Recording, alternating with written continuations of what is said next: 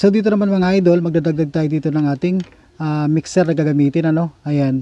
So ito yung ating DVD player, equalizer, isang amplifier at saka ating mixer, ano. So dun sa ginawa nating unang video mga idol na wala tayong mixer, so ito lang ginamit natin, itong dalawang pares na to na dual 6.35 to dual RCA. So dito idol, magdadagdag tayo dito ng 6.35, ano. Ito idol single, so kailangan natin ito ng dalawa. So kung may nabibili kayong dual, pwede yung dual na lang, ano. Dulo-dulo po siya, dual 6.35 to 6.35 din ang dulo. So ito lang idol ang gagawin natin sa connection na to, itong ating mixer at saka yung ating dalawang soundbox ulit na naka two-way. So ito lang gagawin natin idol, ano, itong ating connection dito, dual 6.35 to dual RCA. So output tayo ulit sa ating DVD player. So audio output ng ating DVD player, ayan. So pinaka dual 6.35 natin, input natin dito sa ating 6 and 7. Dahil ang mixer natin dito idol ay 7 channel. So kung 4 channel yung inyong mixer, sa 3 in 4. Kung 6 channel naman yung inyong mixer, nasa 5 in 6. So dito gagamitin natin yung 6 and 7. Ayan. So mayroon na tayo ditong connection sa ating DVD player to input ng ating mixer. So ang susunod dito natin na gagawin idol, itong PL jack, ano, na dual 6.35. So dalawahan ito. Itong dalawa na to, i-output natin ito sa ating mixer, sa main output left and right channel. Ayan. Itong dulo mga idol, ito naman yung i-input natin sa ating equalizer. So input ng ating equalizer, channel 2 at saka channel 1. So dito lang idol, ano, ito input, input. Ito yung nanggagaling sa ating equalizer mga idol. Ayan. So mayroon na tayong connection dito sa ating mixer papunta rito sa input ng ating equalizer. So ito naman mga idol, ano, itong natira nating connector, dual 6.35 din ito to dual RCA. Output naman ito sa ating equalizer. So output ng channel 2, output ng channel 1, dito lang natin sila i-connect. Ayan. Tapos yung pinakadulo nito mga idol na dual RCA, so dito na sa audio input ng ating amplifier.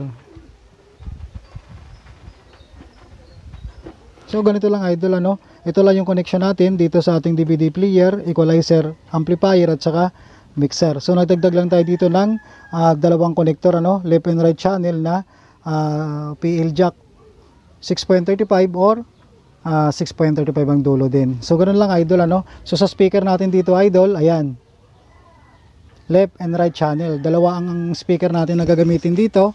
Naka two-way po yan, ano, o two-way soundbox natin. O sound check tayo dito ngayon mga idol sa ating connection na to. So dun sa mga viewers natin na nagtatanong kung paano daw i-connect yung B8 sound card dito sa ating mixer, so gagamitin natin ngayon dito idol yung ating B8 sound card.